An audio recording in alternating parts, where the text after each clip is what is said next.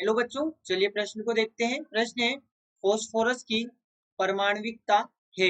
विकल्प ए 1, विकल्प बी 3, विकल्प सी 2 और विकल्प डी 4। तो देखिए बच्चों, यहाँ पर बात करें प्रश्न की मुख्य अवधारणा की।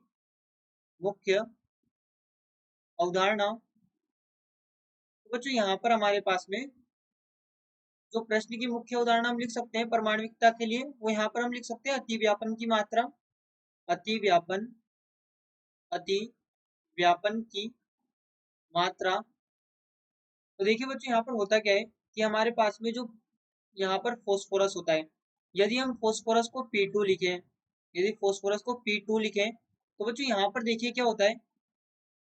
ये जो फॉस्फोरस होगा इस प्रकार से होगा, 3 बॉन्ड यहाँ पर बनाएगा, क्योंकि यहाँ पर नाइट्रोजन भी 1 2 3 बॉन्ड बनाएगा, तो फॉस्फोरस 1 2 3। यदि इस प्रकार से हम देखना चाहें तो यहाँ पर इसमें एक तो पाई बॉन्ड होगा, यहाँ पर एक पाई बॉन्ड होगा और बाकी 2 यहाँ पर सिग्मा बॉन्ड होंगे।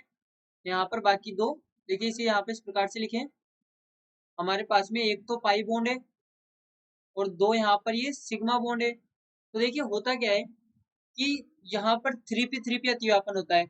यहाँ पर ये 3p अतिव्यापन, 3p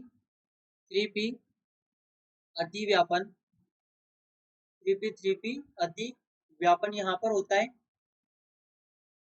देखिए बच्चों, यहाँ पर होता क्या है कि 3p अतिव्यापन कैसे हो रहा है। जो फॉस्फोरस है इसका जो परमाणु क्रमांक, यहाँ पर जो इसका इलेक्ट्रॉनिक विन्यास होगा वो यहाँ पर होगा 1s2, 2s2, 2p6, 3s2, 3s2 और 3p3।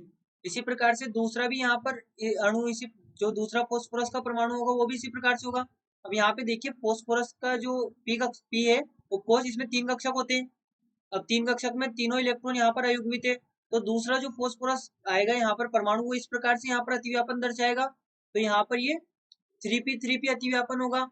अब बच्चों हम जानते हैं कि जो 3p अतिव्यापन होता है, ये यहाँ पर होता है कमजोर अतिव्यापन, मतलब हम कह सकते हैं एक तरीके से इतना प्रबल अतिव्यापन ये नहीं होता। यहाँ पर कम अतिव्यापन होता है, ये 3p अतिव्यापन जो है ये कम अतिव्यापन होता है, इसकी मात्रा कम होती है। अब बच्चों जब अतिव्यापन कम है तो यहाँ पर इसकी बाइंडिंग एनर्जी भी कम होगी, यानी कि बंधन ऊर्जा भी यहाँ पर इसकी कम होगी। अब बच्चों जब बंधन ऊर्जा कम है तो हम जानते हैं कि ये क्रियाशील भी बहुत अधिक होगा।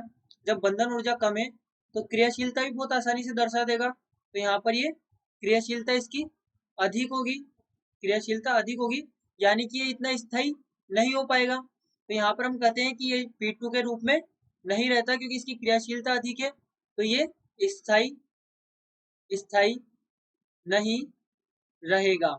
इसलिए हम कहते हैं कि जो फॉस्फोरस है ये P2 के रूप में तो नहीं रहता। तो बच्चों यहाँ पर ये किस रूप में रहता है, तो बच्चों ये यहाँ पर होता है P4 के रूप में। यहाँ पर ये होता है P4 के रूप में, देखिए P4 के रूप में। अब P4 के रूप में किस प्रकार से होगा, तो यहाँ पर ये फॉस्फोरस और ये 4 फॉस्फोरस हो गए। अब इन सब में होगा सिग्मा बंध, और हम जानते हैं सिग्मा बंध मजबूत बंध होता है या प्रबल बंध होता है सिग्मा बंध। तो ये इस प्रकार से इनमें बंद होंगे, जो कि सारे यहाँ पर सिग्मा बंद होंगे, ये सभी यहाँ पर सिग्मा बंद है। और बच्चों सिग्मा बंद होते हैं प्रबल बंद। अब जब प्रबल बंद है ये, तो यहाँ पर हम कह सकते हैं कि ये स्थायी होगा, यहाँ पर ये स्थायी होगा। और बच्चों यदि स्थायी होगा तो हम कह सकते हैं कि ये P4 के रूप में रहेगा, ये यहाँ पर P4 के रूप में रहेगा।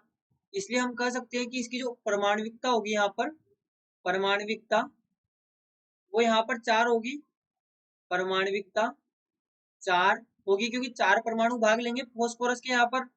तो बच्चों यहाँ से हमारा जो सही विकल्प होगा वो होगा विकल्प डी। फॉस्फोरस की परमाणविकता 4 होती है, और क्यों होती है ये हमने पूरा समझ लिया। P2 अणु यहाँ पर कम अतिव्यापन दर्शाता है, बंधन ऊर्जा अधिक होती है, बंधन ऊर्जा कम होती है, इससे क्रियाशीलता अधिक होती है, तो स्थायी नहीं रहेगा। लेकिन P4 जो यहाँ पर होगा ये स्थायी रहेगा। तो इसी कारण से हमारे पास में जो फॉस्फोरस की परमाणविकता होगी ये 4 होगी। आशा करते हैं आपको प्रश्न समझ आया होगा। धन्यवाद।